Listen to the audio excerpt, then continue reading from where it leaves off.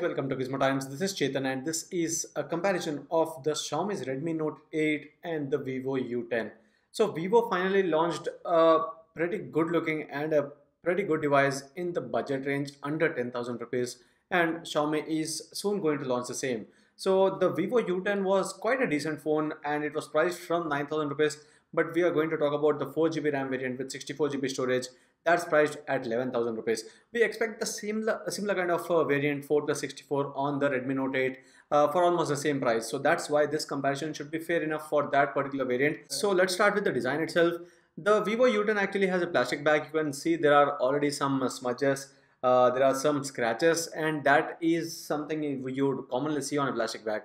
On the other side, the Redmi Note 8 actually has a pretty solid glass back and also very good design. Vivo U10 does not have any bad design either, but the body and the look and feel of it is better on the Redmi Note 8 with that glass back, and with the dimensions as well. The Vivo U10 seems to be a bit bigger, taller, and larger than the Redmi Note 8, and that is thanks to the larger battery that is included in the device. So with the thickness as well, it's 8.4 mm for the Redmi Note 8, it's 8.9 mm for the Vivo U10. Now for the display, this is one area where the Redmi Note 8 was better than the Xiaomi Mi A3 as well because of the resolution. It comes with a full HD plus resolution with a 6.3-inch display size, 1080 into 2340 pixels of screen resolution. There's also the Gorilla Glass protection. On the other side, the Vivo U10 has a 6.35-inch display, almost the same screen size obviously, but the resolution is quite different. It's 720 into 1544 pixels.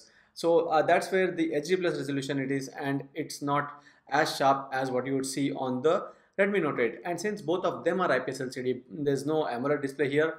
Obviously the colors and everything should be the same, it's not much different, but the resolution being better on the Redmi Note 8 is surely going to make the Redmi Note 8 a better choice if display is one of your considerations.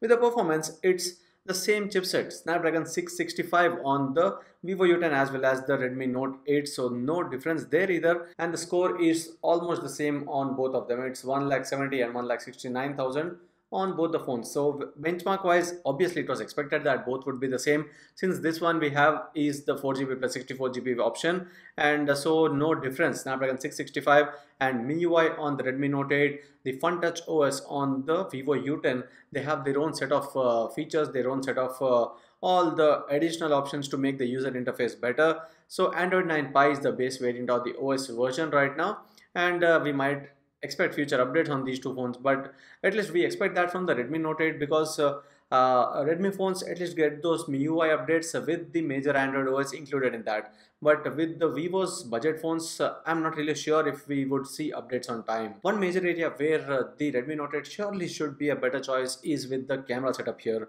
So you see triple lens camera on the Vivo U10 as well, but there's quite a lot of difference between the Redmi Note 8 and the Vivo U10. Triple lens camera versus the quad camera setup, but it's not 3 cameras versus 4 cameras. It's actually the sensors and the lenses that are included here. A 48 megapixel sensor on the Redmi Note 8 is the primary one, while it's a 13 megapixel sensor here, f1.8 aperture, so more light, more details with that larger sensor as well. So it does help in the low light captures. On the other side, the Vivo U10 has a f2.2 aperture for the 13 megapixel camera. So obviously, at least on paper, you know that the Vivo U10 does not have a strong set of cameras. The secondary camera is almost the same, f2.2 wide angle camera on both. So at least you have a wide angle camera on both the devices. Third one is the depth sensor on both. Fourth camera on the Redmi Note 8 is a macro lens, so macro photography. If you're someone who's interested in something new that takes close-up shots, at least the Redmi Note 8 offers that. There's nothing as such on the Vivo U10.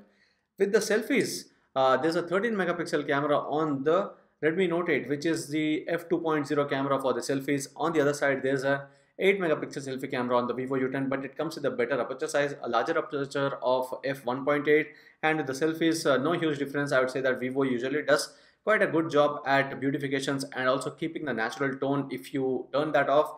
So with the selfies, there's no huge difference, but with the rear camera, obviously the Redmi Note 8 is better. And one thing with the rear camera is also that it supports 4K video recording at 30 fps. There's no 4K video recording possible on the Vivo U10.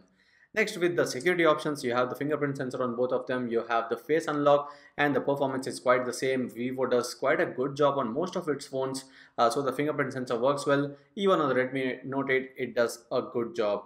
And with the connectivity options, it's USB Type-C on the Redmi Note 8, it's micro USB on the Vivo U10. They have the 3.5 mm jack, they also have the microphone and the speaker towards the bottom. On the top, the Vivo U10 misses out on the secondary microphone for the noise cancellation, while that is present on the Redmi Note 8. And there's also the IR blaster for the quick remote functionality on the Redmi Note 8.